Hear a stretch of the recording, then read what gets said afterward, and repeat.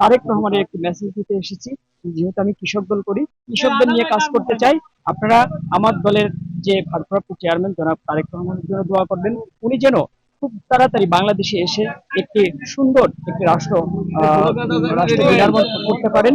এবং এই জন্যই আমি মূলত এই সাধারণ গ্রামে এসে আমি আমার নেতার যে 31 দফার যে মেসেজ, এই মেসেজটা আমি একদম প্রত্যন্ত অঞ্চলে আমি পৌঁছে দিতে এসেছি।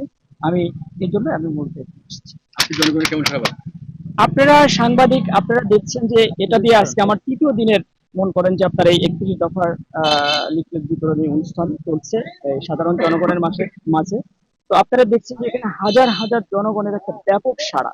আর আপনারাই সাংবাদিক, আপনারা সবকিছুতে আপনারা নিজে চোখে দেখতে পাচ্ছেন যে সাংবাদিকরা যেদিকে তাকায় সেদিকে কিন্তু আলো জ্বলে ওঠে। তো আপনারা এই বিষয়টা হয়তো বুঝতে পারছেন যে জনগণের কি পরিমাণ একটা সাড়া আমার প্রতি, সেটা আপনারাই বিশ্লেষণ করবেন, আপনারাই আমাকে জানাবেন, বা জনগণের সাড়া দেখে আপনারাই বুঝতে পারছেন যে আগামী দিনে আসলে খুব